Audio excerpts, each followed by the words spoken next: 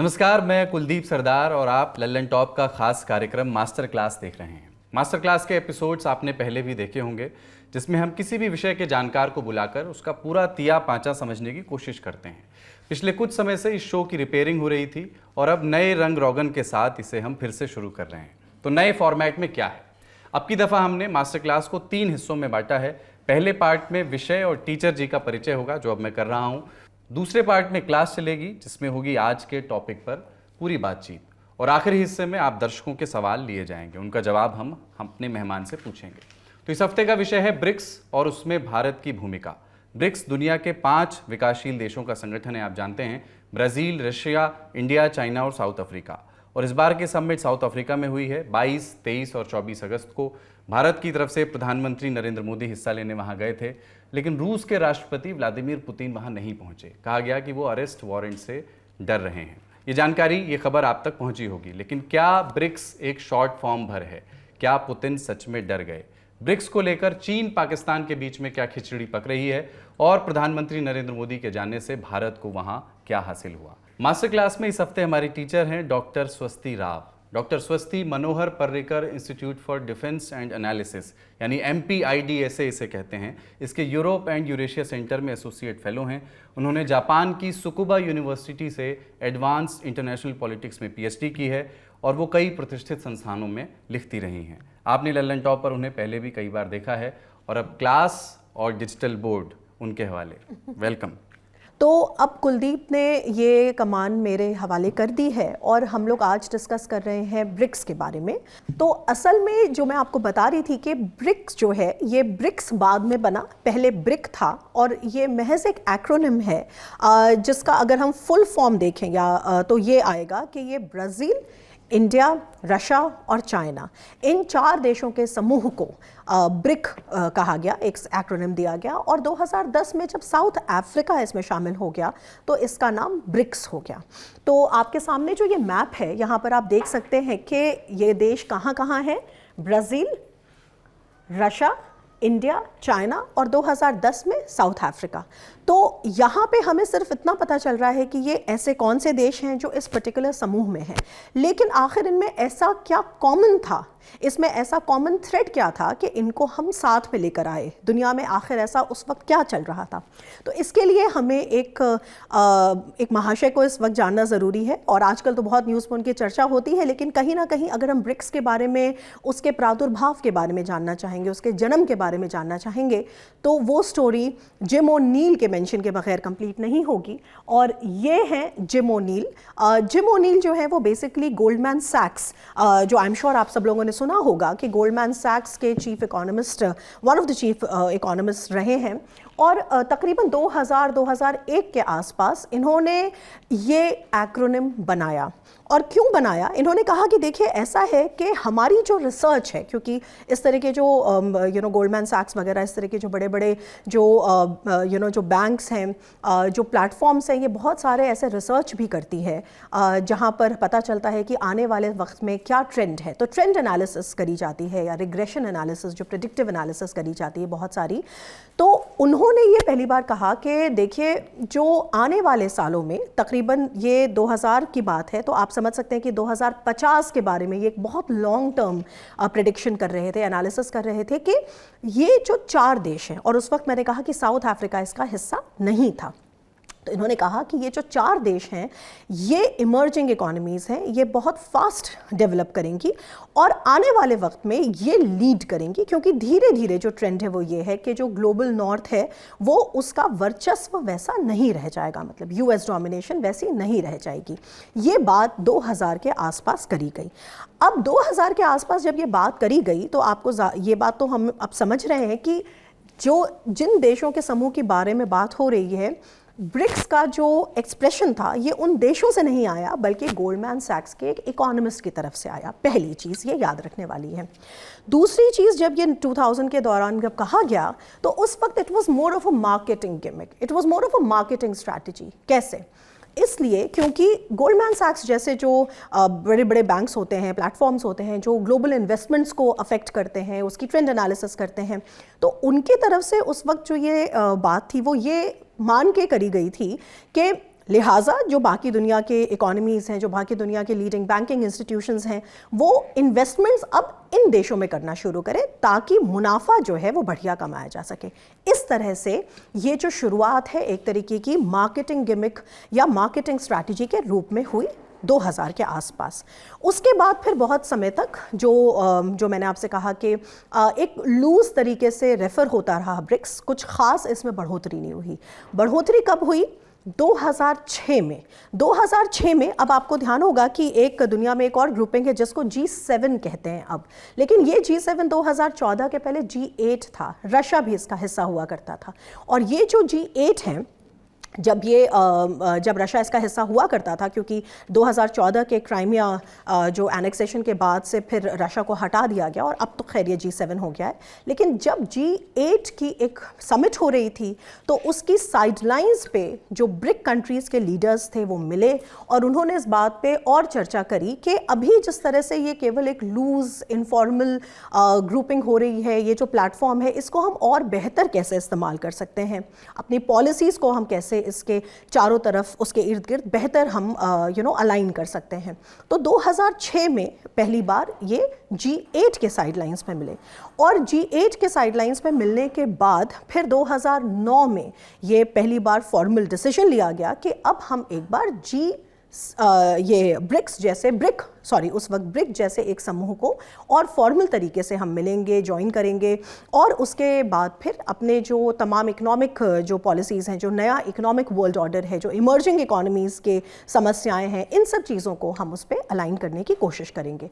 और पहली बार ये जो 2009 में समिट हुई, ये जो डिसीजन लिया गया, उसके बाद पहली जो समिट होती है वो रशिया में होती है और उसके बाद से लगातार जो ब्रिक्स के जो मेंबर्स हैं वो मिलते आ रहे हैं। एक बार जो चेंज है वो 2010 में आया जब साउथ अफ्रीका ने ब्रिक्स को ज्वाइन कर लिया और तब से ये ब्रिक जो था वो ब्रिक्स बन गया। तो ये मैंने आपको एक ऊपर से मैंने आपको एक कर्सरी ग्लांस के रूप में बताया कि ये कब शुरुआत हुई इसकी, कैसे कैसे ये आया एग्जिस्टेंस में और कौन से इसकी इंपॉर्टेंट डेट्स थी। लेकिन अभी भी हमें इसका कॉन्टेक्स्ट समझ में नहीं आता। तो कॉन्टेक्स्ट के लिए हम थोड़ा सा एक बार और समझने की यहाँ कोशिश करेंगे कि इन्होंने जब शुरुआत करी पहले बार, उसके बाद आज राइज कैसे होता चला आ रहा है ब्रिक्स का। तो 2010 में साउथ अफ्रीका के ज्वाइन करने के बाद हम ये देखते हैं कि ब्रिक्स का राइज हो रहा है। जो बड़ा आया जो एक ऑब्जर्वेशन है कि भाई इसमें चाइना डोमिनेशन है, वो हम उस पर बाद में आएंगे। पहले हम देखते हैं कि देखिए जब 1995 में अगर आप देखें, एक कंपैरेटिव असेसमेंट है, ये आप सेल्फ एक्सप्लेनेटरी या आप खुद देख के भी समझ सकते हैं कि कैसे जो ब्लू कलर की बार है, जो बेसिकली G7 को दिखाती है, उनकी इकोनॉमीज़ को दिखाती है, उसके मुकाबले कितने छोटे थे या कितना कम था, छोटा साइज़ था इनकी GDP का। 2010 आते आते 2010 वो वक्त है जब साउथ अफ्रीका ने इसे ज्वाइन किया था और ब्रिक्स जो था वो ब्रिक्स बना अपने करंट फॉर्म में आया। वहाँ पे देखिए कैसे ये पैरिटी के आसपास पहुँच रहा है और 2023 में तो जो ब्रिक्स जो इकोनॉमीज़ हैं, they have overtaken the G7 economies. Similarly ये वाला जो आपको जो इमेज है, ये भी आपको कहीं ना कहीं ब्रिक्स और G7 के कंपैरिजन को बता रहा है, जहाँ पे बता रहे हैं कि किस तरह से पॉपुलेशन के रूप में देखें तो भी ब्रिक्स के पास ज़्यादा पॉपुलेशन है। ऑफ कोर्स ये कोई कहने वाली बात नहीं है कि ऐसी कोई भी ग्रुपिंग दुनिया में जहाँ चाइना और भारत एक साथ हों, वो डेफिनेटली दुनिया में सबसे ज़्यादा बड़ा पॉपुलेशन का ग्रुपिंग तो होगा ही। लेकिन अगर GDP के भी आप संदर्भ में देखें तो आप देख रहे हैं कि किस तरह से जो ब्रिक्स देशों की GDP है वो अब कितनी मतलब इसका जो कंपैरिजन है वो करना अब कितना ज़रूरी हो गया है और वो कितनी जगह जो है वो अब लेते हैं जो ग्लोबल GDP है उसमें, उसका प्रपोर्शन।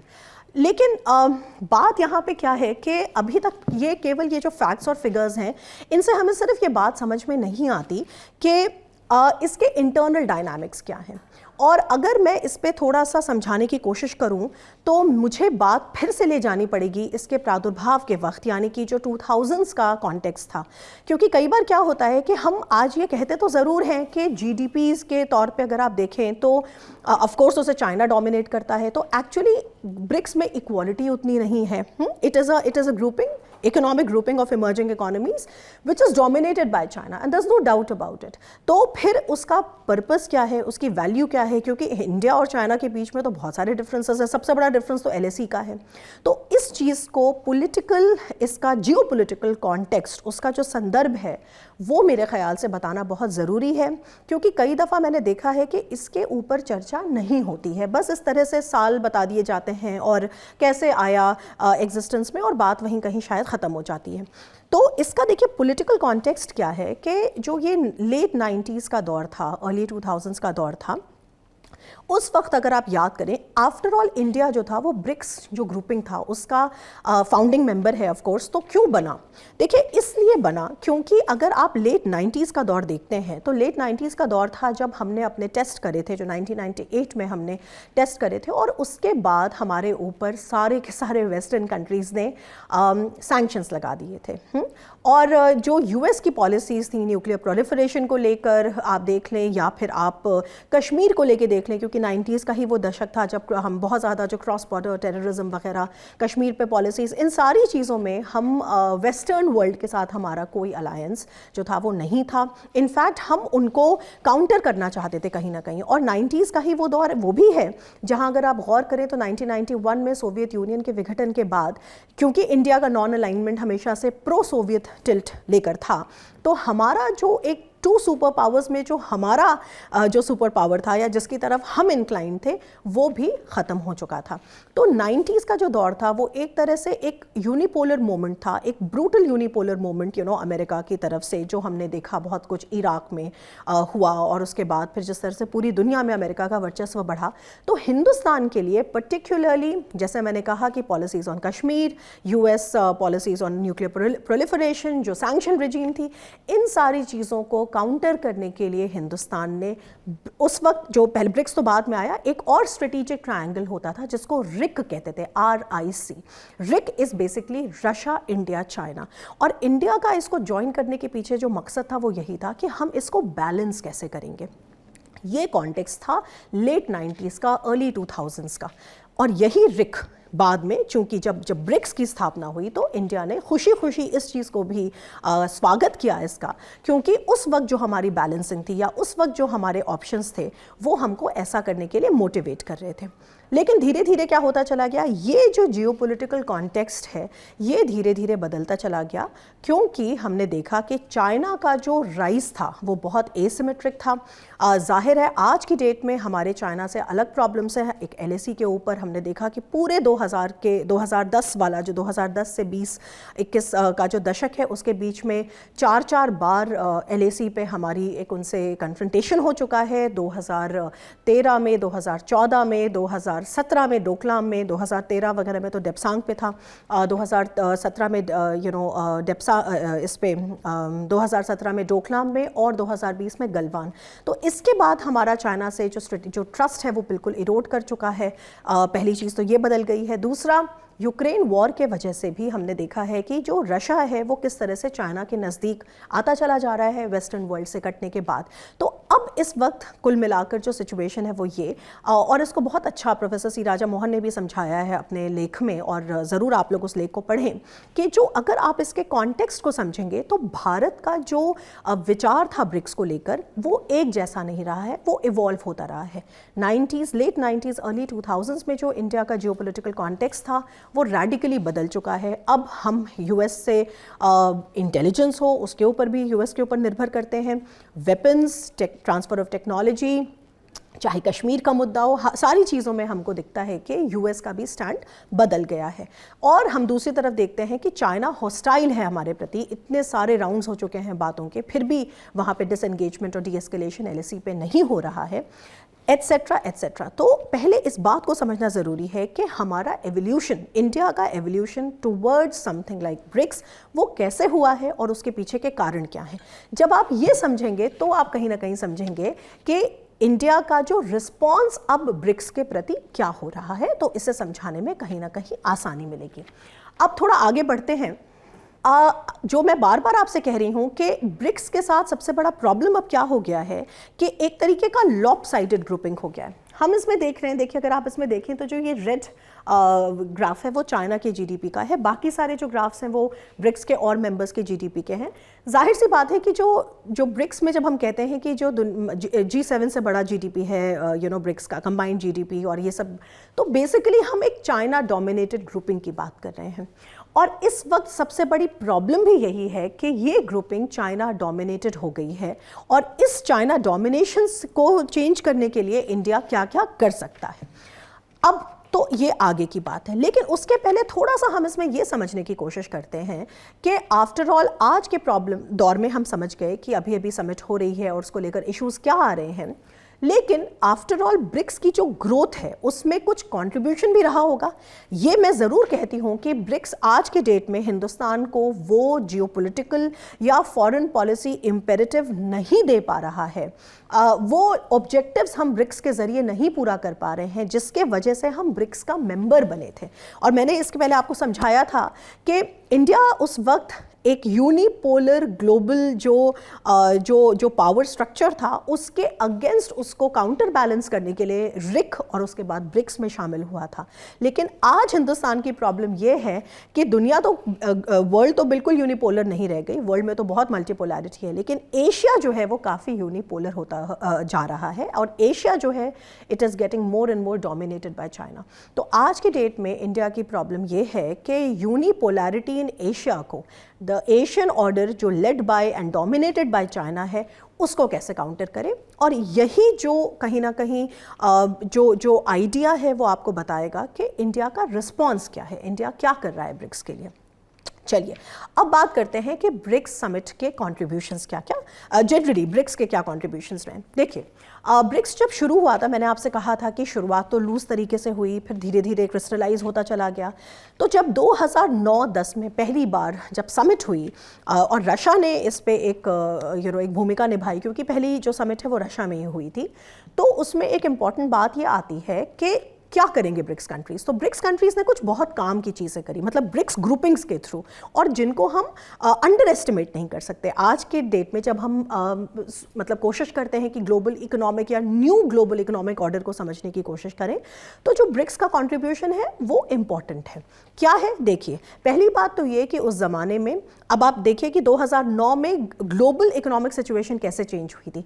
2008 में अभी ताज़ा जो फाइनेंशियल क्राइसिस थी वो हुई थी, जो ऑफ कोर्स यूएस में मेरिल लिंच और लीमन ब्रदर्स से शुरू हुई थी, और एक रिलेटिवली स्पीकिंग एक डिक्लाइन हुआ था। 2008 की जो ग्लोबल फाइनेंशियल क्राइसिस थी उसमें वेस्ट यानी यूएस लेड जो इकोनॉमिक ऑर्डर है उसका एक डिक्लाइन हमें देखने को आ रहा था। तो ऐसे में जब ब्रिक्स करेंसी, और मैंने आपसे कहा कि 2009 में फिर ये फॉर्मूले साथ आना शुरू हुए, तो 2009 का जो दौर था उसमें उन्होंने कहा कि हमें IMF और ये जो यूएस लेड या जो वेस्टर्न लेड जो ग्लोबल इकोनॉमिक और फाइनेंशियल इंस्टीट्यूशंस हैं, जैसे कि वर्ल्ड ट्रेड ऑर्गेनाइजेशन, जैसे कि इंटरनेशनल मॉनेटरी फंड, इन चीज़ों में हमें रिफॉर्म करने की ज़रूरत है।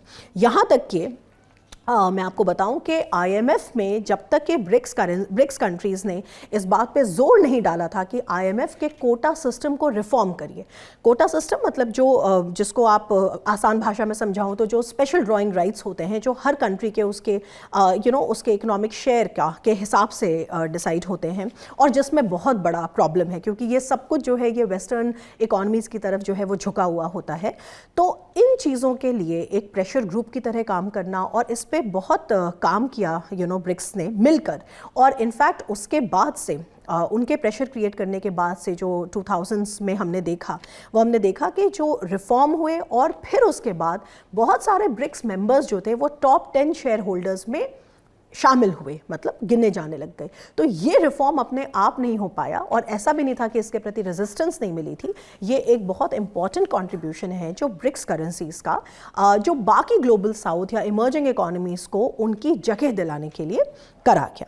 सिमिलरली शुरू में जब डिक्लाइन हो रहा था तो वेस्ट की तरफ से काफ़ी ये भी आता था, बहुत रेजिस्टेंस भी आती थी। और जैसे कि आपको मैं बताऊं कि वर्ल्ड बैंक में एक कैंडिडेट जो होता था वो हमेशा ऐसा होता था कि अमेरिका का ही होगा। और इस चीज़ को भी हमने बहुत, ब्रिक्स करेंसीज ने इसको चैलेंज करके कहा कि नहीं, आप ऐसे नहीं कर सकते, और ब्रिक्स कंट्रीज़ का भी एक जॉइंट कैंडिडेट होना चाहिए। तो ये अलग बात है कि रिफॉर्म की तरह से ये सक्सेसफुल नहीं रहा, लेकिन कम से कम ये जो स्ट्रगल है, मतलब ये स्ट्रगल है, इसमें ब्रिक्स कंट्रीज़ की तारीफ जो है वो बनती है। और इसको कहीं भी हम इसको अंडर एस्टिमेट नहीं कर सकते कि आज के डेट में रिलेटिवली स्पीकिंग, अगर WTO या IMF जैसी संस्थाएं जो हैं या वर्ल्ड बैंक जैसी संस्थाएं हैं, अगर वो रिलेटिवली ज़्यादा डेमोक्रेटाइज्ड हैं, तो उसमें ब्रिक्स कंट्रीज़ का जो ये पावर स्ट्रगल है, ये इसका एक रोल डेफिनेटली है। एक और इम्पॉर्टेंट बात जो ब्रिक्स का कंट्रीब्यूशन है उसमें आती है, वो आती है जो दो इकोनॉमिक इंस्टीट्यूशंस के बारे में। एक इकोनॉमिक इंस्टीट्यूशन है जिसको कहते हैं NDB या न्यू डेवलपमेंट बैंक, और दूसरा है जिसको कहते हैं कंटिंजेंट रिजर्व अरेंजमेंट। दोनों को मैं समझाऊंगी क्योंकि दोनों ही इंपॉर्टेंट हैं। देखिए, जो 2014 में, इसके पहले भी काफ़ी इस पे कई साल तक काम हुआ, और इनफैक्ट एक यहाँ पर एक जने के बारे में बताना ज़रूरी है, वो है ये हज़रत, जिनका नाम है पॉलो बटिस्टा, और यही है जो भी ब्रिक्स का, ये ब्राज़ीलियन है, और जो भी आपको ब्रिक्स में बहुत कुछ जो इकोनॉमिक आपको मतलब प्रोग्रेस दिखती है, जो इकोनॉमिक शक्ल दिखती है, जो पॉलिसीज़ दिखती हैं, उन सब के कहीं ना कहीं आर्किटेक्ट वो यही हैं। इनफैक्ट अभी मैं आपको बता रही थी जो न्यू डेवलपमेंट बैंक के बारे में और CRA के बारे में, इन दोनों का जो मास्टरमाइंड है वो यही इंसान है। इन्होंने सालों तक इस पर काम करा है। इनफैक्ट इनकी किताब भी है इस पर, और मैंने उसको अपनी एसेंशियल रीडिंग्स में भी शामिल करा है, तो आप उस पर देख सकते हैं। लेकिन जो पॉइंट है बताने का, वो ये बताने का है कि he has been the mind behind all the economic engagements and endeavours that are put together by the BRIC countries. तो क्या है वो, इनकी फ़ोटो को यहीं पे बने रहने देते हैं ताकि बीच बीच में हम रेफ़र कर सकें। लेकिन जो मैंने बताया कि 2014 में ब्रिक्स ने अनाउंस करा कि हम 2 नए इंस्टीट्यूशंस बनाएंगे। पहला न्यू डेवलपमेंट बैंक, और उसके बाद फिर कंटिंजेंट रिजर्व अरेंजमेंट। तो ये जो न्यू डेवलपमेंट बैंक है, ये उसके बाद से लगातार काम कर रहा है। जैसा नाम से ही जाहिर है, आप इसके ऑफकोर्स वेबसाइट पे भी जाके देख सकते हैं कि ये क्या करता है, लेकिन कुछ चीज़ें मैं आपको शॉर्ट में बता सकती हूँ। इस बैंक का बेसिकली जो ऑब्जेक्टिव है या जो लक्ष्य है वो ये है कि IMF और वर्ल्ड बैंक के ही पैरेलल एक ऐसे बैंकिंग सिस्टम को बनाना जो कि डेवलपिंग इकोनॉमीज़ और जो इमर्जिंग इकोनॉमीज़ हैं, जो ग्लोबल साउथ के कंट्रीज़ हैं, उनको लोन्स दिए जा सकें इसके ज़रिए। इनफैक्ट ये भी एक अच्छी बात है और थोड़ा सा कंफ्यूजिंग भी है, अच्छा भी है, कंफ्यूजिंग भी है कि न्यू डेवलपमेंट बैंक ने काफ़ी बांग्लादेश वगैरह को लोन देने के लिए लोन दिया है। अब आप कह सकते हैं कि बांग्लादेश तो ब्रिक्स मेंबर नहीं है, तो हाँ, ये ज़रूर है कि अभी इसमें और क्लैरिटी आना बाकी है कि इसको किसको लोन दिया जाएगा, क्या पोटेंशियल मेंबर्स हैं सिर्फ उनको लोन दिया जाएगा, या अगर मेंबर्स बैठ के कंसेंसस से डिसाइड करते हैं कि किसी को भी लोन दिया जा सकता है तो लोन उसे मिल जाएगा। तो इस प्रोसीजरल क्लैरिटी की अभी और ज़रूरत है, लेकिन कहीं ना कहीं ये बहुत बड़ा कारण है कि जब इस बार समिट हो रही है जोहानिसबर्ग में, तो न्यूज़ में हम लगातार देखते हैं कि this is a grouping where so many countries of the global south want to become a member. 40 countries हैं जो इच्छुक हैं ब्रिक्स का मेंबर बनने के लिए। तो ये सब इसके पीछे जो डायनामिक्स हैं ये इम्पॉर्टेंट है, और ये जो ऑल्टरनेटिव लेंडिंग इंस्टीट्यूशंस हैं, जो इमरजेंसी सपोर्ट भी प्रोवाइड करते हैं, और उसके अलावा बैलेंस ऑफ पेमेंट्स में जो क्राइसिस होती है उस वक्त भी सपोर्ट देते हैं। और बैलेंस ऑफ पेमेंट से ही रिलेटेड है कंटिंजेंट रिजर्व अरेंजमेंट, जहाँ पर यही है कि अगर बैलेंस ऑफ पेमेंट की क्राइसिस हो, अगर एक्सपोर्ट और इम्पोर्ट की क्राइसिस हो, तो उस वक्त कौन से इंस्टीट्यूशंस जो हैं वो मदद करेंगे, और NDB उसमें से एक है, और NDB के साथ उसका जो दूसरा मैंने आपको बताया जो कंटिंजेंट रिजर्व अरेंजमेंट, वो भी उसको सपोर्ट करेगा। तो जाहिर है कि ये जो डेवलपिंग इकोनॉमीज़ के लिए ये एक और खिड़की है, एक और सपोर्ट है जो उनको IMF और वर्ल्ड बैंक और बाकी जो इंस्टीट्यूशंस हैं उसके अतिरिक्त एक और उनके पास एक सहारा है। तो यहाँ तक तो प्रॉब्लम नहीं है। प्रॉब्लम शुरू कहाँ से होती है? प्रॉब्लम यहाँ से शुरू होती है, आप अगर याद करें तो मैंने आपसे बिल्कुल शुरू में कहा था कि जब जिम ओ'नील ने, गोल्डमैन सैक्स के जो one of the chief economist थे, जब उन्होंने इस अवधारणा को पहली बार कहा था कि भाई ये 4 इकोनॉमीज़ को देखिए और सारी जो फ्यूचर ग्रोथ है वो यहीं होने वाली है और यहीं पे हमें इन्वेस्टमेंट करना चाहिए और यहीं से हमें मुनाफा आएगा, तो वो प्रेडिक्शन जो था वो 2050 तक था। उन्होंने कहा था कि these economies will be the emerging economies. लेकिन ऐसा हुआ नहीं। हुआ क्या, एक इकोनॉमी तो बहुत बढ़िया करने लग गई, चाइना। वो अभी तक कर रही थी, वो तो कोविड के बाद, और बहुत सारे चाइनीज़ जो पॉलिटिकल व्यवस्था है वो ऐसी है कि असल में चाइना में क्या चल रहा होता है हमको काफ़ी बाद में पता चलता है या एक्स्ट्रापोलेट करके पता चलता है। चाइनीज़ गवर्नमेंट तो कभी नहीं कहती कि हमारे साथ ये प्रॉब्लम है। लेकिन कहने का मतलब ये है कि ये जो प्रोजेक्शन था 2050 वाला वो सही साबित नहीं हुआ और उसके पीछे बहुत सारे कारण हैं। कुछ कारणों को मैं बताऊंगी। पहला तो ये है कि जनरल इकोनॉमिक स्लोडाउन शुरू हो गया इन्हीं 5 कंट्रीज़ में। अब चाइना पे तो हम बाद में आएंगे, पहले शुरुआत करते हैं साउथ अफ्रीका से। इंडिया पे भी सब पे आएंगे एक एक करके। जैसा सोचा गया था कि 2000 में ये बहुत अच्छा करेंगे और 2050 तक जाएंगे, वो नहीं हो पाया। साउथ अफ्रीका से शुरू करते हैं। साउथ अफ्रीका की इकॉनमी 2010 के बाद, मतलब 2010 में साउथ अफ्रीका शामिल होता है ब्रिक्स में, और 2011 से लेकर अगर आप OECD का डेटा उठा के देखें तो आपको लगातार दिखेगा कि साउथ अफ्रीका की इकॉनमी नीचे आती चली जा रही है, जहाँ तक कि GDP के ग्रोथ की बात है। तो साउथ अफ्रीका में इकोनॉमिक स्लो डाउन शुरू हो गया, अनएम्प्लॉयमेंट बढ़ने लग गया, इकोनॉमिक क्राइसिस आने लग गई, पॉलिटिकल करप्शन के तमाम मामले आने लग गए, और इस चीज़ ने साउथ अफ्रीका की ग्रोथ स्टोरी को डैम्पन कर दिया, उसके ऊपर पानी डाल दिया, और इसके लिए बहुत सारा OECD का डेटा अवेलेबल है। सिमिलरली तो south Africa could not be one of those shining pillars, जैसा कि सोचा गया था। अब आते हैं ब्रिक्स, ब्राज़ील पर। तो ब्राज़ील के साथ भी हमें कुछ ऐसा ही दिखता है। ब्राज़ील के साथ भी हमको दिखता है कि जो GDP है ब्राज़ील का, वो भी आप 2010 के बाद का डेटा अगर आप उठा के देखेंगे तो उसमें लगातार जो है वो नीचे गिरता जा रहा है। इनफैक्ट 2014-15 में तो इतना बुरा हाल हो गया था ब्राज़ील में कि नेगेटिव ग्रोथ आ गई थी, और इसमें भी बहुत सारा डेटा अवेलेबल है। BBC में जो साउथ अमेरिकन बिजनेस कॉरेस्पॉन्डेंट्स हैं उन्होंने बहुत काम किया है, डैनियल गैलिस और डैनियल पलुम्बो ने बहुत काम किया है, जिनके डेटा को मैं रेफ़र करती हूँ जनरली। तो वहाँ पे आपको इसी तरह की चीज़ देखने को मिलती है कि ब्राज़ील भी अपनी उस सक्सेस स्टोरी को नहीं मेंटेन कर पाया, और 2000 और अभी भी वो रिकवरी ढंग से नहीं हुई है। So there is a massive economic slowdown. अब ये अलग बात है कि तमाम जो गवर्नमेंट्स हैं, सक्सेसिव गवर्नमेंट्स हैं, वो लगातार पिछली गवर्नमेंट से ख़ुद को बेहतर बताती हैं, तो ये बात है। लेकिन जो सक्सेस स्टोरी सोची गई थी कि Brazil will be this leader in the success story, वो नहीं हो पाया। अब इसके बाद जब आपने साउथ अफ्रीका का हाल देख लिया, आपने ब्राज़ील का हाल देख लिया, थोड़ा सा रशिया को भी करते हैं। इस वक्त रशिया पे बात करते हैं। रशिया की प्रॉब्लम्स देखिए, रशिया के पास हाइड्रोकार्बन्स हैं बेचने के लिए बहुत ज़्यादा, यानी ऑयल और गैस, ऑफ कोर्स फर्टिलाइजर्स भी, ग्रेन्स, और इसके अलावा रशिया के पास है वेपन्स जो वो दुनिया में बेचता है। और इन सारी चीज़ों पर जो रशिया यूक्रेन वॉर है, 2022 पे बाद में आते हैं। 2014 में जो पहली बार क्राइमियन एनेक्सेशन हुआ, उसके बाद ही सैंक्शंस लगे। उसके बाद से रशियन इकोनॉमी ने अपने को रेजिलियंट बनाने की कोशिश करी। इस पर बहुत डेटा है, बहुत हम लोग बात कर चुके हैं, इसलिए मैं इसको यहाँ पे लाना नहीं चाहती। इस पर अलग से डेटा अवेलेबल है, क्योंकि अभी मैं फोकस करना चाहती हूँ ब्रिक्स पे। लेकिन जिस बात पे मैं आपका ध्यान खींचना चाहती हूँ वो ये कि रशिया जो है वो एक टेक्नोलॉजिकल पावर नहीं है। रशिया जो है वो इनोवेटिव पावर नहीं है। रशिया बेसिकली वेपन्स बेचता है, और रशिया बेसिकली हाइड्रोकार्बन्स और ग्रेन्स बेचता है। तो स्पेशली 2000 और 2014 के बाद जो उन्होंने अपना बहुत बड़ा उन्होंने जो फॉरेन रिजर्व्स जो फंड बनाया, जो $640 बिलियन का, उसमें से आधे जो हैं वो तो फ्रोज़न हैं, और बाकी जो आधे हैं उससे ही डिपेंड कर रहा है उस पर रशिया। और वॉर जो है यूक्रेन में लड़ी जा रही है, उसकी कॉस्ट बढ़ती जा रही है।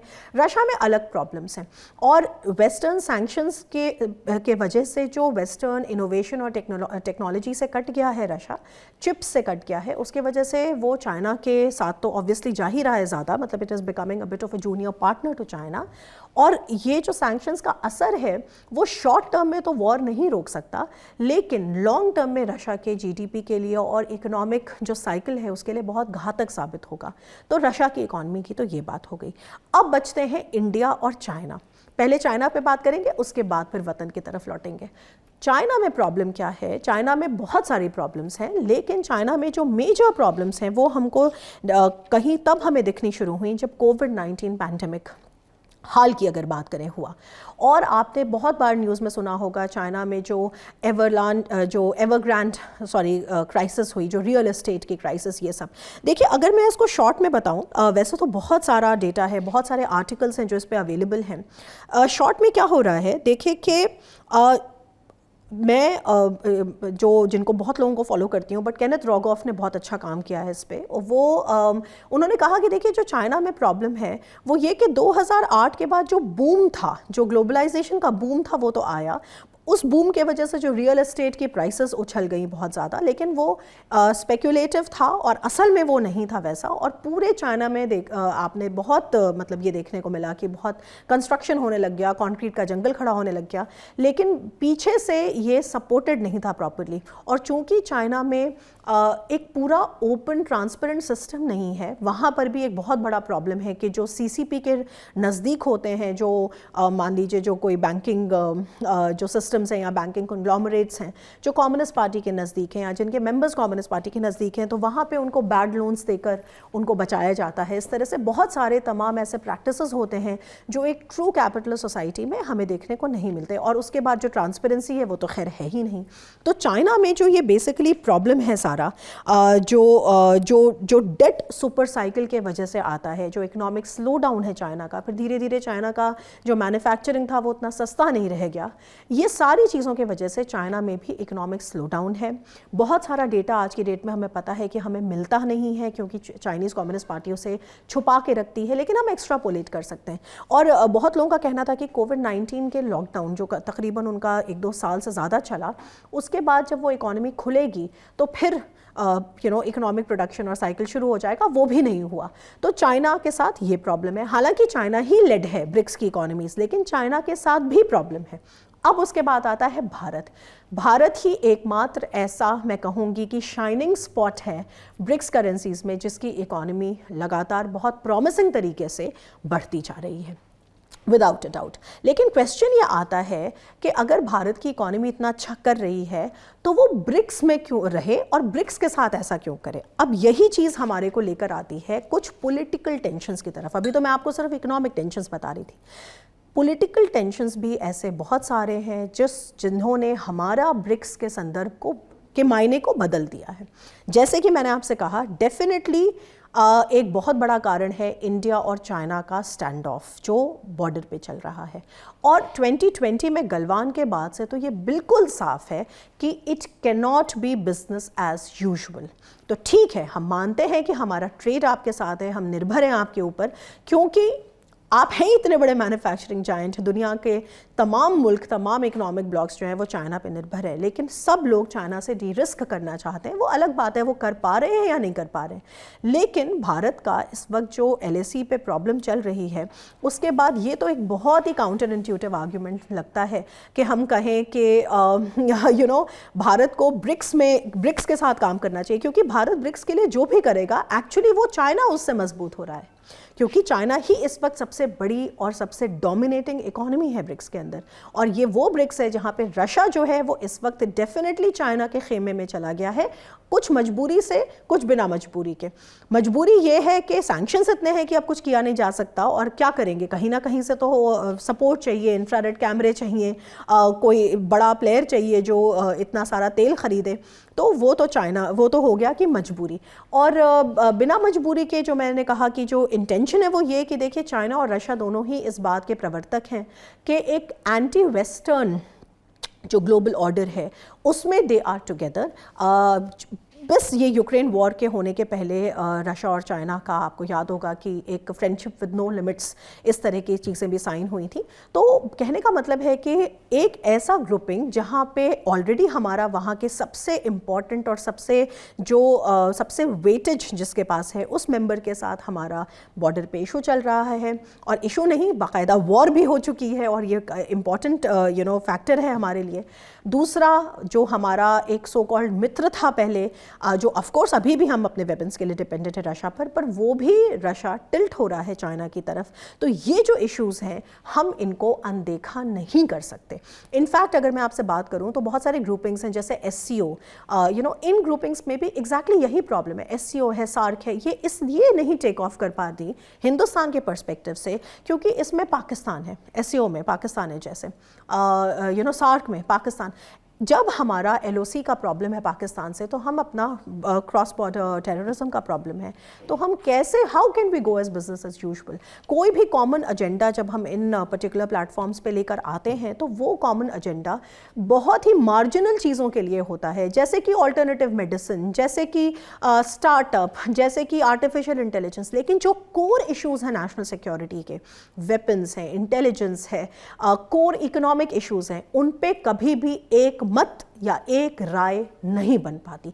तो आज जो ब्रिक्स है उसके सामने प्रॉब्लम ये है, जो बाकी प्रॉब्लम्स हैं वो तो हैं ही, लेकिन प्रॉब्लम क्या है कि कॉमन स्ट्रेटेजिक विजन नहीं हो सकता जब तक चाइना और इंडिया का ये प्रॉब्लम चलेगा। दूसरा, कॉमन इकोनॉमिक विजन भी नहीं हो सकता क्योंकि हिंदुस्तान ऐसा कोई भी काम नहीं करेगा कि चाइना का जो ग्लोबल इकोनॉमिक वेटेज है वो और बढ़े।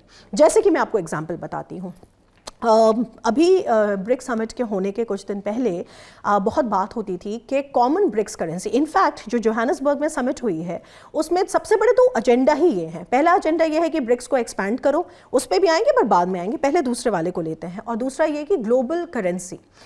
तो भाई जब तक S जयशंकर ने, जो हमारे फॉरेन अफेयर्स मिनिस्टर हैं, और जब तक उन्होंने ये साफ साफ कह नहीं दिया कि common BRICS currency is out of question, is not on the table, तब तक बहुत लोग इस बात को माने बैठे थे कि इस बार तो ब्रिक्स कुछ ना कुछ ठोस कदम उठाएगा एक कॉमन करेंसी की तरफ। पॉसिबल नहीं है कॉमन करेंसी की तरफ कदम उठाना। क्यों?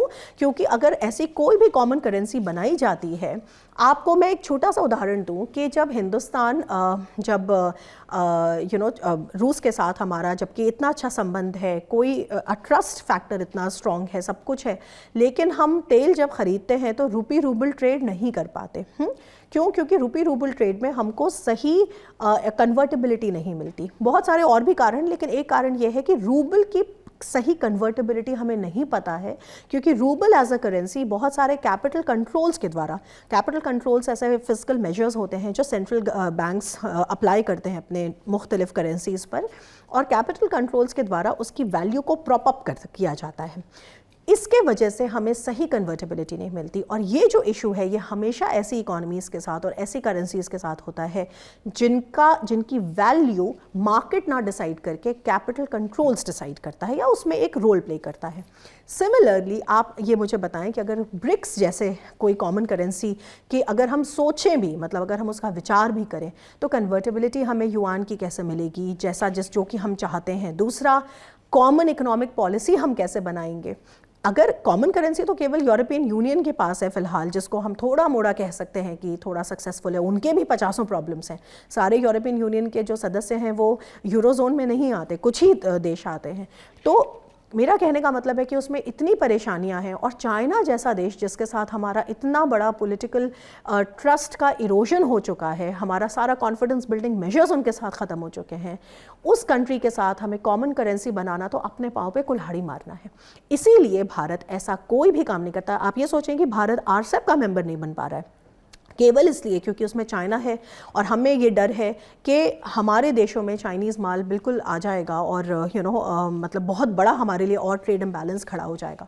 तो हम जब इतने कॉशियस हैं तो ब्रिक्स करेंसी जैसी चीज़ तो हम कभी सोच ही नहीं सकते, एटलीस्ट अभी इस समय की जो प्रिवेलिंग कंडीशंस हैं उसकी वजह से। तो ब्रिक्स करेंसीज आउट।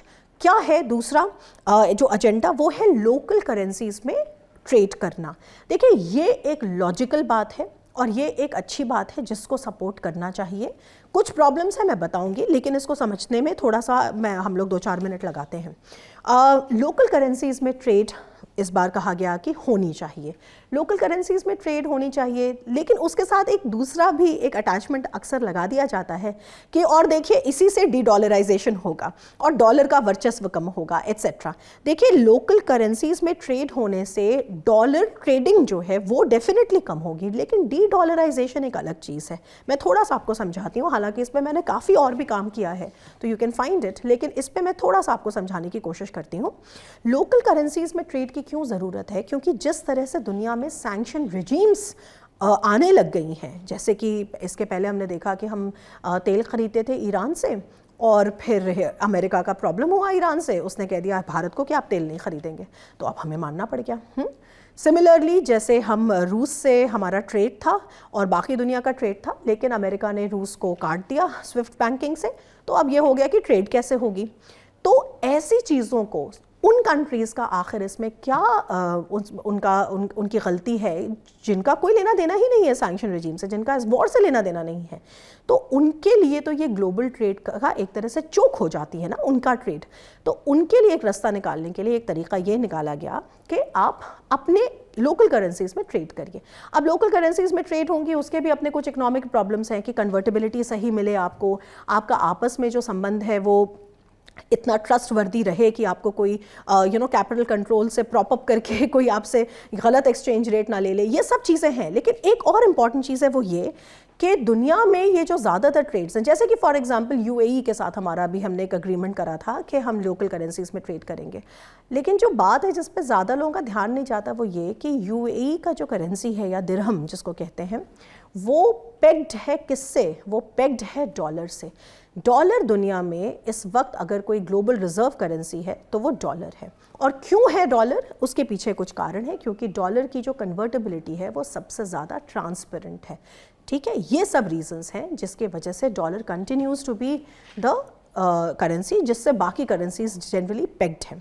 और दूसरी बात इसमें क्या आती है, अगर हम ब्रिक्स की तरफ लौटें, और आपको ध्यान होगा मैंने आपको जो न्यू डेवलपमेंट बैंक के बारे में बताया था, जो ब्रिक्स बैंक है, अगर आप ब्रिक्स बैंक के विद इन जाके जो मई 2023 में उनकी जो रिपोर्ट है अगर आप उसको देखते हैं तो उसमें भी आपको दिखता है कि जो लेंडिंग हो रही है 80% लेंडिंग अभी भी डिनोमिनेटेड है डॉलर में। और ये मैं ब्रिक्स करेंसीज, ब्रिक्स कंट्रीज के बारे में बता रही हूँ कि वो भी जब लेंड करते तो किस तरह के डीडॉलराइजेशन का डिबेट है ये।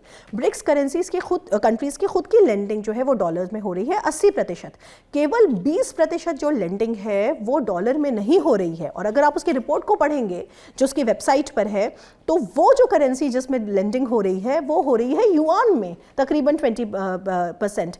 अब आप अपने आप से सवाल पूछिए कि इसमें बाकी करेंसीज का रिफ्लेक्शन कहाँ है। इसीलिए हिंदुस्तान के सामने इस तरह का प्रॉब्लम है कि हालांकि ब्रिक्स एक ऑल्टरनेट ग्लोबल इकोनॉमिक आर्किटेक्चर है, ग्लोबल इकोनॉमिक ऑर्डर है, ऑल्टरनेट ग्लोबल इकोनॉमिक ऑर्डर है इमर्जिंग इकोनॉमीज का, ग्लोबल साउथ का, लेकिन ऐसी कोई भी चीज़ करने से हम केवल चाइना की को ही और बलवान कर रहे हैं, जो हम नहीं करना चाहते। इसीलिए अगर आप आउटकम डॉक्यूमेंट देखेंगे तो या हमारे प्रधानमंत्री की स्पीच सुनेंगे तो उसमें इन सारी बातों पे बात नहीं है। एक्सपेंशन पे भी हम कॉशियस हैं, हालांकि क्योंकि हम ऐसा नहीं बनाना चाहते कि चाइना अपने सपोर्टर्स को लेकर आ जाए इस ग्रुपिंग में और उसके बाद ये एक एंटी वेस्टर्न अलायंस बन जाए, क्योंकि हिंदुस्तान की जो स्ट्रेटेजिक ऑटोनॉमी है, हिंदुस्तान का जो विजन है वो ये कहता है कि भाई मल्टी अलाइनमेंट रहे, स्ट्रेटेजिक ऑटोनॉमी रहे, हमारा हम सब ईस्ट और वेस्ट दोनों से हमारा अलाइनमेंट चले। इनफैक्ट इस समय तो हम वेस्ट के काफ़ी और करीब हैं, बहुत सारे हमारे डील्स हैं एक्सेट्रा, बहुत इमर्जिंग क्रिटिकल इमर्जिंग टेक्नोलॉजी के में हमारे बहुत सारे एग्रीमेंट्स हैं, इंटेलिजेंस पे हमारे एग्रीमेंट्स हैं। तो ऐसे में हिंदुस्तान को ये कोई लॉजिक ही नहीं बनता कि एक एंटी वेस्टर्न रेटोरिक को हिंदुस्तान सपोर्ट करे। इसलिए हिंदुस्तान हमेशा एक बैलेंसर की तरह से, India is trying to hedge its bets. लेकिन एट द सेम टाइम होना क्यों ज़रूरी है? होना इसलिए ज़रूरी है, जैसे मैंने आपसे कहा कि इतने सारी इमर्जिंग इकोनॉमीज़ हैं जो इसका हिस्सा बनना चाहती हैं। जो मिडिल पावर जो एंगेजमेंट है ना, जो तमाम जो मिडिल पावर्स हैं दुनिया में, जो इमर्जिंग पावर्स हैं, जो ग्लोबल साउथ हैं, उनसे एंगेज करने का एक बहुत अच्छा प्लेटफॉर्म है, इसमें भी कोई डाउट नहीं है। तो हिंदुस्तान का एंगेजमेंट अगर आप देखेंगे तो उसका स्वर जो है वो हमेशा प्रो ग्लोबल साउथ, प्रो मोर इक्वालिटी, जो तमाम इंस्टीट्यूशंस हैं उनको और इगैलिटेरियन बनाना वगैरह, इन पे ज़्यादा रहता है। और जो ठोस कदम हैं जैसे कि क्या होना चाहिए, लेंडिंग किस करेंसी में होनी चाहिए, कैसे डिनोमिनेट होनी चाहिए, वहाँ पे हमेशा बहुत कॉशियस स्टांस जो है वो हिंदुस्तान का रहता है। और मैंने कोशिश करी आपको ये बताने की कि उसके पीछे कारण क्या है, क्योंकि जो ब्रिक्स इकोनॉमीज़ हैं वो डोमिनेटेड हैं चाइना के द्वारा, और आने वाले वक्त में भी वही चाइना ही ज़्यादा डोमिनेट करेगा, क्योंकि मैंने आपको बताया कि ग्लोबल स्लोडाउन बाकियों का कैसा हो रहा है, और अभी चाइना में स्लोडाउन होते होते भी अभी बहुत आगे है वो बाकियों से। तो ये सब कुछ कारण है जो हमें समझना ज़रूरी है ब्रिक्स को जब हम समझते हैं। अब अगर हम she is Dilma Rousseff, she is the one who's leading the New Development Bank, जो ब्रिक्स का बैंक है, और इन्हीं की रिपोर्ट है जिसको मैं रेफ़र कर रही थी जब मैं आपको बता रही थी कि जो न्यू फाइनेंसिंग होती है, जो ग्रांट्स हैं जो एनडीबी की, वो किस करेंसी में डिनोमिनेटेड हैं। तो I was referring to her, और आप इनका नाम डालेंगे जब गूगल पे तो इनकी रिपोर्ट खुलेगी, तो आप उसको पढ़ें, उसमें बहुत कुछ आपको पता चलेगा कि प्लान्स क्या हैं न्यू डेवलपमेंट बैंक के, एट्सेट्रा। तो इस पिक्चर को थोड़ा डिस्कस करते हैं। ये है करंट ब्रिक्स के जो लीडर्स हैं। ऑफ कोर्स हम सब जानते हैं कि पुतिन नहीं आए थे, हो सकता है बाद में इसको हम उठाएं कि पुतिन क्यों नहीं आए, लेकिन सर्गेई लावरोव जो है वो रशिया का प्रतिनिधित्व कर रहे थे, हमारे प्राइम मिनिस्टर रामाफोसा, उसके बाद फिर शी जिनपिंग, और उसके बाद लूला। इस पर थोड़ा सा बात करने की ज़रूरत है। बात ये करने की ज़रूरत है कि कहाँ जा रही है ये ग्रुपिंग, राइट।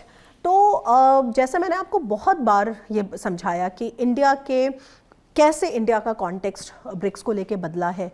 कुछ कमेंटेटर्स तो यहाँ तक कहते हैं कि ब्रिक्स जो है वो महज एक टॉक शॉप है, कि बैठिए, मिलिए, अच्छी अच्छी बातें करिए, फ़ोटो खिंचाइए और वापस घर आइए। कुछ कहते हैं कि इंडिया को तो इसकी कोई ज़रूरत ही नहीं है, क्योंकि इंडिया ब्रिक्स में कुछ करता है तो बेसिकली इनडायरेक्टली वो चाइना को सपोर्ट करता है। तो ये भी बात है। कुछ जो ब्रिक्स के सपोर्टर्स हैं वो कहते हैं कि देखिए, ब्रिक्स जो है वो बहुत अच्छा है, ब्रिक्स जो है वो इंडिया फाउंडिंग मेंबर है ब्रिक्स का, और इमर्जिंग इकोनॉमीज़ और उसके लिए एक प्लेटफॉर्म देता है। मैं अगर कहूँ तो मैं इसको इस तरह से हमेशा कहती हूँ कि ब्रिक्स जो है उसको रोमांटिसाइज करने की ज़रूरत नहीं है। BRICS should not be romanticised. BRICS को कंटेक्चुअलाइज करने की ज़रूरत है। सही तरीके से अगर आप ब्रिक्स को कंटेक्चुलाइज करेंगे तो आपको ब्रिक्स को लेकर ये जो एक्सट्रीम जो व्यूज़ हैं उसको हटाकर आप उसकी एक वैल्यू को, प्रैक्टिकल वैल्यू को समझ पाएंगे। प्रैक्टिकल वैल्यू हिंदुस्तान के लिहाज से सबसे बड़ी फ़िलहाल यही है कि यहाँ पे बहुत सारे एक प्लेटफॉर्म है जहाँ पे आप ग्लोबल जो साउथ के जो इकॉनमीज़ उनसे आप बातें कर सकते हैं। एक और कारण है, देखिए, हिंदुस्तान ऐसी ग्रुपिंग्स में होता है, क्योंकि अगर हिंदुस्तान ऐसी ग्रुपिंग्स में नहीं होता है तो और भी ज़्यादा इस बात का ख़तरा बढ़ जाता है कि ये पूरी तरह से चाइना के द्वारा डोमिनेटेड हो जाएंगे।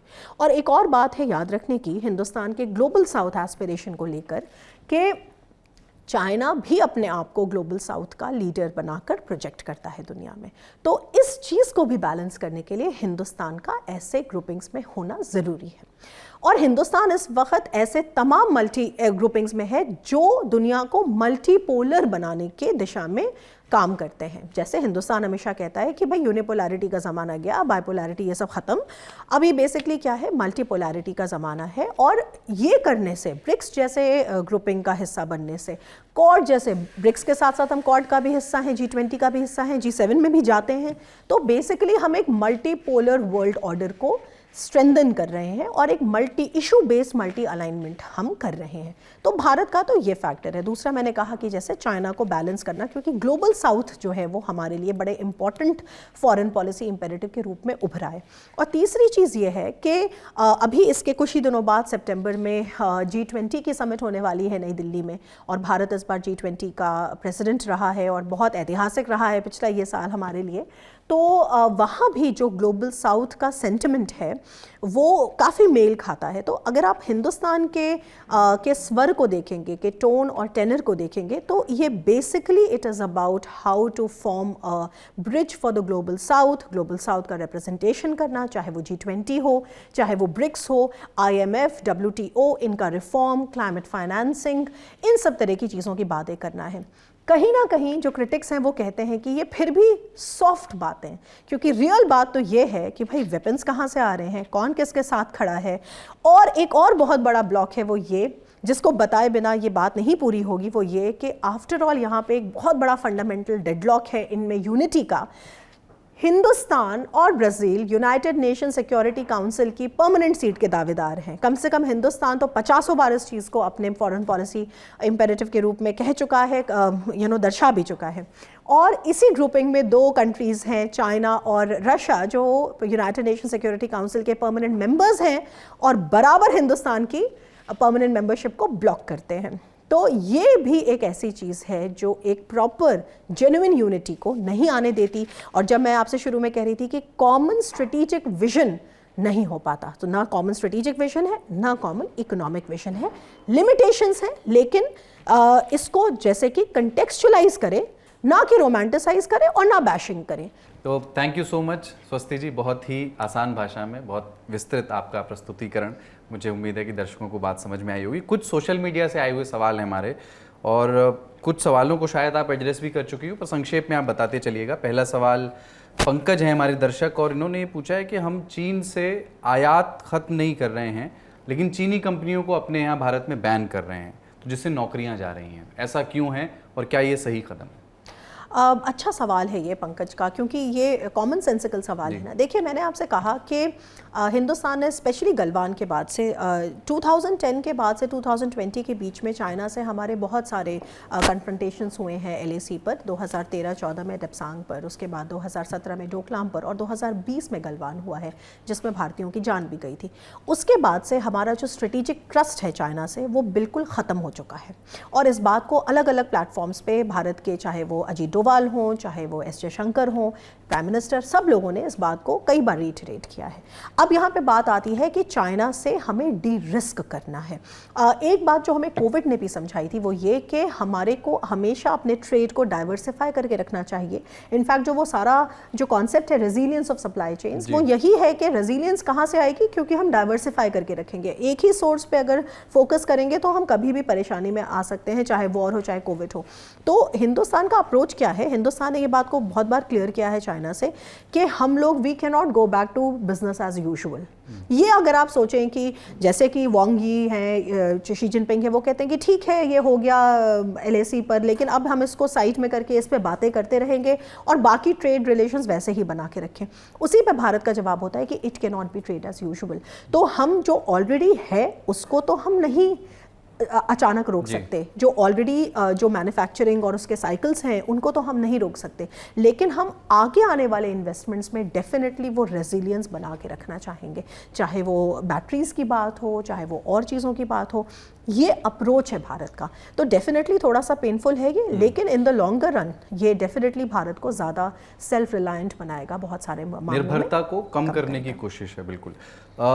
अगला सवाल है शक्तिवर्धन सिंह का, और ये कह रहे हैं, जिसपे पूरी दुनिया बात कर रही है, कि ब्रिक्स की मीटिंग में रशियन प्रेसिडेंट व्लादिमीर पुतिन क्यों नहीं आए, जबकि इंडिया और चाइना के तो बहुत अच्छे संबंध हैं, दोनों मित्र हैं, अप्रत्यक्ष प्रत्यक्ष दोनों ही तौर पे। बिल्कुल बिल्कुल, पुतिन नहीं आए, और पुतिन नहीं आए और उधर रशिया में क़यामत भी आ गई, प्रिगोजिन का प्लेन क्रैश कर गया। हाँ, पुतिन नहीं आए। देखिए, इसमें बात पहले कई बार हुई है, संक्षेप में ही बताऊंगी। साउथ अफ्रीका सिग्नेटरी है ICC का, इंटरनेशनल क्रिमिनल कोर्ट का, और ये जो तमाम वॉर चल रही है यूक्रेन के साथ रशिया की, इसमें बहुत सारी चीज़ों में ICC ने उनके ऊपर अरेस्ट वारंट जारी करा हुआ है। और being a signatory of that ICC, ये लाजमी है साउथ अफ्रीका के ऊपर, मतलब ये बाध्य है साउथ अफ्रीका कहीं ना कहीं कि जब वो अगर इन पर्सन आते हैं साउथ अफ्रीकन टेरिटरी में तो वो अरेस्ट हो जाएंगे। हालांकि साउथ अफ्रीकन प्रेसिडेंट ने इस बात को ये भी कहा था कि नहीं, हम पुतिन के साथ ऐसा नहीं करेंगे और कंसेशन हम ले लेंगे, एट्सेट्रा एट्सेट्रा। तो पर मेरा ख्याल है पुतिन अपने आप को उस वल्नरेबल स्पॉट में नहीं डालना चाहते थे कि इस तरह की बात कहीं पर हो। और आई एम श्योर ये कहीं ना कहीं ये भी दिखाता है कि पुतिन इस वक्त ज़्यादा फोकस कर रहे हैं। ऑलरेडी देखिए, अफ्रीकन से वो मिल चुके हैं, रशिया अफ्रीका समिट हो चुकी है जहाँ 17 अफ्रीकन देश मिले थे, और यहाँ पे ब्रिक्स में ना आना कहीं ना कहीं उसमें यूक्रेन वॉर के ऊपर जो सवाल हैं, और यूक्रेन वॉर कब ख़त्म होगी, ग्रीन डील कब ख़त्म होगी, इस तरह की बातों को सर्गेई लावरोव इस बार देख रहे हैं। तो कहीं ना कहीं अपने आप को वल्नरेबल स्पॉट में न डालना, ये इसके पीछे उद्देश्य है, क्योंकि इसके तुरंत बाद अभी G20 भी है, उस पर भी सवाल है कि आएंगे या वर्चुअली ज्वाइन करेंगे। तो आई थिंक ये एक अवॉइड करना है, एक अपने आप को वल्नरेबल स्पॉट में डालने से। अगला सवाल आरजू का है, और ये पूछ रही है कि भारत चीन सीमा विवाद पर प्रधानमंत्री नरेंद्र मोदी और शी जिनपिंग के बीच सीधी बातचीत होनी चाहिए क्या प्रधानमंत्री को सीधे शी जिनपिंग को अप्रोच करना चाहिए, और क्या इस तरीके से वाकई कोई हल निकल सकता है? ये आरजू का सवाल है। जी। तो आरजू को मैं ये बताना चाहूँगी कि बिल्कुल सीधी बात होती है, लेकिन इस तरह के जो कॉम्प्लिकेटेड स्टैंड ऑफ्स हैं, कन्फ्रंटेशंस हैं, इनमें जो वर्किंग ग्रुप्स हैं, इसमें जो वो ऑलरेडी बात कर रहे हैं, और ऐसा कुछ नहीं समझना चाहिए कि अगर ये सीधे बात करेंगे तो ये बात क्लियर हो जाएगी या सॉल्व हो जाएगी।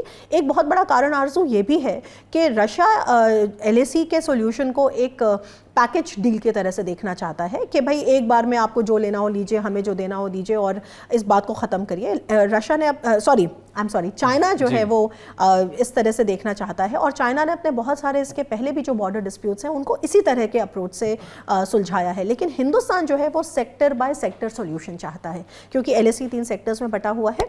तो हिंदुस्तान का कहना है कि नहीं, कहीं पर वो डिमार्केटेड नहीं है, कहीं पर डिसएंगेजमेंट करना है, कहीं पर हम पहले पेट्रोल करते थे अब हम नहीं कर पा रहे। तो इंडिया चाहता है कि सेक्टर बाय सेक्टर एक एक सिचुएशन को उठा के उसके हिसाब से निकाला जाए। तो एक तो ये अपने आप में एक डेडलॉक है कि वो कुछ और तरीके का सोल्यूशन कहते हैं, हम किसी और तरीके का।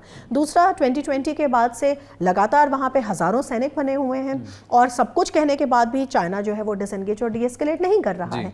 तो इनके आपस में सीधे बात करने से ही नहीं कुछ होगा। अभी भी वो मिलेंगे, 15-20 मिनट बाद भी करेंगे, लेकिन 15-20 मिनट बात करके कोई बहुत ऐसा सी चेंज नहीं हो सकता। बातचीत जारी रहनी चाहिए, ये ज़रूर मैं कहूँगी, लेकिन एक्सपेक्टेशन के ब्रिक्स में मिलेंगे तो ये LAC का मसला सॉल्व हो जाएगा, ये इसमें कोई बहुत ऐसा नहीं, इस बात में कोई लॉजिकल बहुत दम नहीं है। जी। एक सवाल और है कि सोम का ये सवाल है कि प्रधानमंत्री ने अपने संबोधन में ये कहा कि ब्रिक्स में विस्तार होना चाहिए, घोषणा भी हो गई है, 6 नए देश उसमें आ रहे हैं। उनका ये कहना है, प्रधानमंत्री के संबोधन में ये था कि जब ये होगा तो मल्टीपोलर वर्ल्ड की शाख मजबूत होगी। तो मल्टीपोलर वर्ल्ड का क्या मतलब है, इसको थोड़ा समझिए। जी, मल्टीपोलैरिटी का सीधा सा मतलब ये है कि जो शक्ति का संतुलन है वो किसी एक पावर या 2 पावर्स के आसपास ना केंद्रित हो, बल्कि छोटे छोटे तरीके से वो अलग अलग ग्रुप्स में बटा रहे। तो जो स्पेशली मल्टीपोलैरिटी एक ऐसी व्यवस्था है दुनिया में जो शक्ति संतुलन की या कैपेबिलिटीज़ के संतुलन की, जो मिडिल ऑर्डर पावर्स को सूट करती है। क्योंकि अगर आप देखें, बाइपोलैरिटी जब कोल्ड वॉर में थी तो केवल 2 मेजर ब्लॉक्स थे, अमेरिका और USSR के विघटन के बाद सिर्फ अमेरिका एक ऐसा ब्लॉक रह गया। तो ऐसे में जो मिडिल ऑर्डर पावर्स हैं उनके पास तो ज़बान नहीं है ना, तभी तो फिर वो NAM और ग्लोबल साउथ और G77 ये सब बनाते थे। मल्टीपोलैरिटी ऑन द कॉन्ट्ररी एक ऐसी व्यवस्था है जहां हमको पता है कि अकेले एक देश या 2 देश मिलकर ना वो प्रॉब्लम सॉल्व कर सकते हैं, जैसे कि कोविड-19 पैंडेमिक, ना ही कोई बड़े बड़े डिसीजंस लेकर उनको अंजाम तक पहुंचा सकते हैं। तो मल्टीपोलर ऑर्डर में जो पावर, जो मैंने कहा, वो डिफ्यूज़ होकर और कंट्रीज़ और ब्लॉक्स के पास आ जाती है। भारत का जो विदेश नीति, जो मतलब मैं कहूँगी वर्ल्ड व्यू है, जो विदेश नीति के प्रति जो वेल्टनशाउंग है, जो वर्ल्ड व्यू है, वो मल्टीपोलैरिटी को फ्यूल करना है। क्योंकि मैंने कहा मिडिल ऑर्डर पावर है, और सारी मिडिल ऑर्डर पावर्स चाहती हैं कि उनके पास एक ट्रैक्शन हो ग्लोबल डिसीजन मेकिंग में, ग्लोबल इसमें। तो हिंदुस्तान अपनी स्ट्रेटेजिक ऑटोनॉमी का इस्तेमाल करते हुए, स्ट्रेटेजिक ऑटोनॉमी का मतलब कि हम ऑटोनमस हैं अपने अपने डिसीजंस लेने में, हम किसी खेमे में नहीं बंधे हुए हैं, हमारी किसी से सिक्योरिटी ट्रीटी नहीं है, हम किसी के साथ अलायंस में नहीं है। तो अलायंस वर्ल्ड व्यू नहीं है हिंदुस्तान का। इंडिया का जो वर्ल्ड व्यू है वो ये कि हम स्ट्रेटेजिक ऑटोनॉमी यानी अपनी फ्रीडम को बना के रखें, और हम मल्टी ग्रुप से अलाइन करते रहें। और ऐसे में जैसे ब्रिक्स है, तो ब्रिक्स में भी केवल 5 देश हैं, तो जितने देश ब्रिक्स में ऐड होंगे तो इन प्रिंसिपल लॉजिक ये है कि भाई उतनी ज़्यादा वहाँ पे ग्लोबल साउथ का प्रतिनिधित्व कहीं ना कहीं होगा, और उससे मल्टीपोलैरिटी जो है वो बढ़ेगी।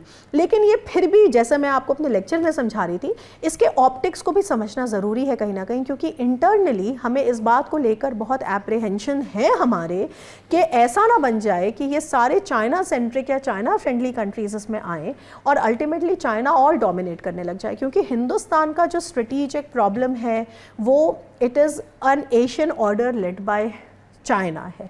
तो उस चीज़ को बैलेंस करने के लिए बेसिकली हमें अपने आँख नाक कान सब खुले रखने चाहिए। लेकिन मतलब प्रिंसिपल के तौर पर ऑफ कोर्स हम लोग एडहियर करते हैं ग्लोबल साउथ को और इनको, तो इस चीज़ में कोई कॉन्फ्लिक्ट नहीं है, लेकिन ऑप्टिक्स और रियलिटी के डिफरेंस को मेंटेन करना चाहिए, समझना चाहिए। आखिरी चीज़, ब्रिक्स को और समझना हो, हाँ, तो क्या पढ़ें, क्या रिकमेंडेशंस हैं आपकी तरफ? जी, तो ब्रिक्स को अगर और समझना है तो क्या रिकमेंडेशंस है? देखिए, ब्रिक्स को अगर और समझना है तो कुछ अच्छी किताबें भी हैं। बटिस्टा, जिनको मैं मेंशन कर रही थी, उन्होंने भी किताब लिखी है, लेकिन कुछ चीज़ों की मैंने यहाँ लिस्ट बनाई है आप लोगों के लिए, और और बाद में आप उसे स्क्रीन पे भी डालिएगा, जिससे कि यहाँ पे या डिस्क्रिप्शन बॉक्स में भी डालिएगा। Geopolitical turmoil, BRICS economic windfall, ये एक रिसर्च रिपोर्ट है, बहुत अच्छी है, अप्रैल 2023 का पब्लिकेशन है।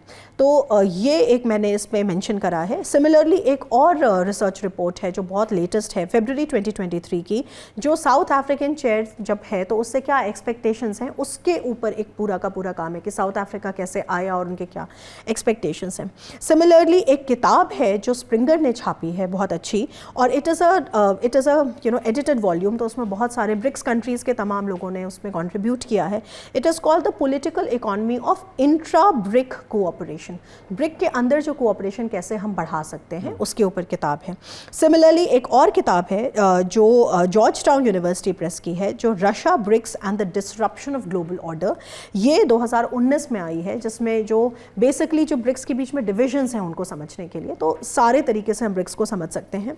सिमिलरली मैंने कहा था कि जो एनडीबी की प्रेसिडेंट हैं डिल्मा रोज़ोफ, उनके रिपोर्ट्स को भी देखिए जो एनडीबी के वेबसाइट पर हैं। सिमिलरली एक पुरानी आपको एक आर्टिकल मिलेगा जो 2012 के टाइम जब ब्रिक्स जब आ रहा था, जब उसके डायनामिक्स को समझने के लिए advancing cooperation and strengthening regionalism की रीजनल ग्रुपिंग्स कैसे स्ट्रॉन्ग हो रही हैं, ये पी.ए. जायन का आर्टिकल है, बहुत अच्छा, इंडिया क्वार्टरली का है। तो इन सब चीज़ों को आप लिस्ट कर सकते हैं।